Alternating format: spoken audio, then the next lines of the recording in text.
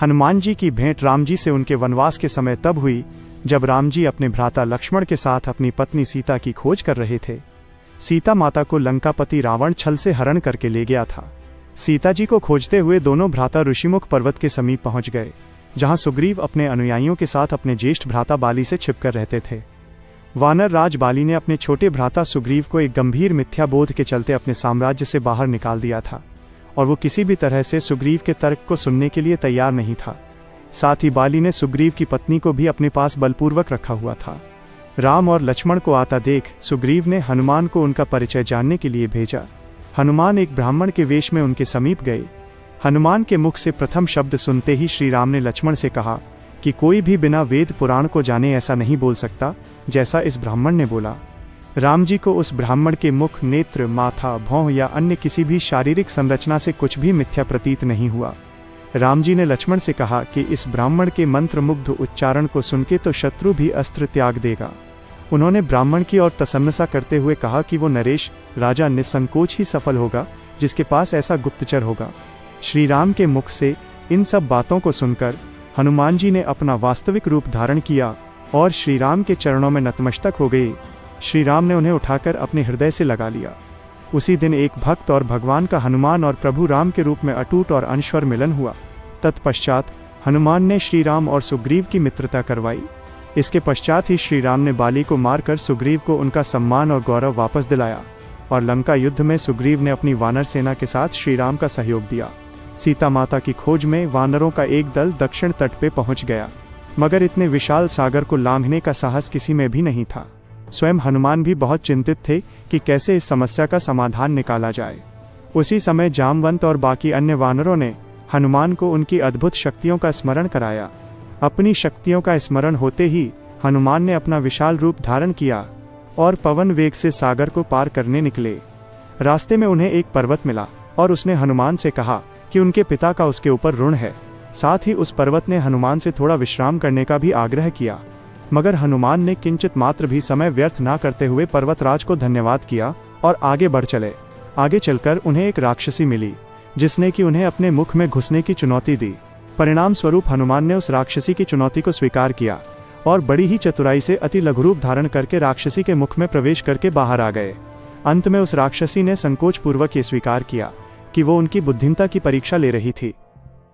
आखिरकार हनुमान सागर पार करके लंका पहुंचे और लंका की शोभा और सुंदरता को देखकर आश्चर्यचकित रह गए, और उनके मन में इस बात का दुख भी हुआ कि यदि रावण नहीं माना तो इतनी सुंदर लंका का सर्वनाश हो जाएगा।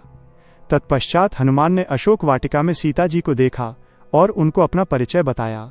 साथ ही उन्होंने माता सीता को सांत्वना दी और साथ ही वापस प्रभु श्री राम के पास साथ चलने का आग्रह भी किया, मगर माता सीता ने यह कहकर अस्वीकार कर दिया कि ऐसा होने पर श्री राम के पुरुषार्थ को ठेस पहुंचेगी।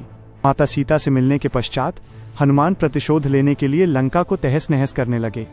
उनको बंदी बनाने के लिए रावण पुत्र मेघनाद इंद्रजीत ने ब्रह्मास्त्र का प्रयोग किया। ब्रह्मा जी का सम्मान करते हुए हनुमान ने स्वयं को ब्रह्मास्त्र के बंधन में बंधने दिया। साथ ही उन्होंने विचार किया कि इस अवसर का लाभ उठाकर वो लंका के विख्यात रावण से मिल भी लेंगे और उसकी शक्ति का अनुमान भी लगा लेंगे। इन्हीं सब बातों को सोचकर हनुमान ने स्वयं को रावण के समक्ष बंदी बनकर उपस्थित होने दिया। जब उन्हें रावण के समक्ष लाया गया तो उन्होंने रावण को प्रभु श्री राम का चेतावनी भरा संदेश सुनाया और साथ ही ये भी कहा कि यदि रावण माता सीता को आदर पूर्वक प्रभु श्री राम को लौटा देगा तो प्रभु उसे क्षमा कर देंगे। क्रोध में आकर रावण ने हनुमान को मृत्यु दंड देने का आदेश दिया, मगर रावण के छोटे भाई विभीषण ने यह कहकर बीच बचाव किया कि एक दूत को मारना आचार संहिता के विपरीत है। ये सुनकर रावण ने हनुमान की पूंछ में आग लगाने का आदेश दिए। जब रावण के सैनिक हनुमान की पूंछ में कपड़ा लपेट रहे थे तब हनुमान ने अपनी पूंछ को खूब लंबा कर लिया और सैनिकों को कुछ समय तक परेशान करने के पश्चात पूंछ में आग लगाने का अवसर दे दिया। पूंछ में आग लगते ही हनुमान ने बंधन मुक्त होकर लंका को जलाना शुरू कर दिया और अंत में पूंछ में लगी आग को समुद्र में बुझाकर वापस प्रभु श्री राम के पास आ गए।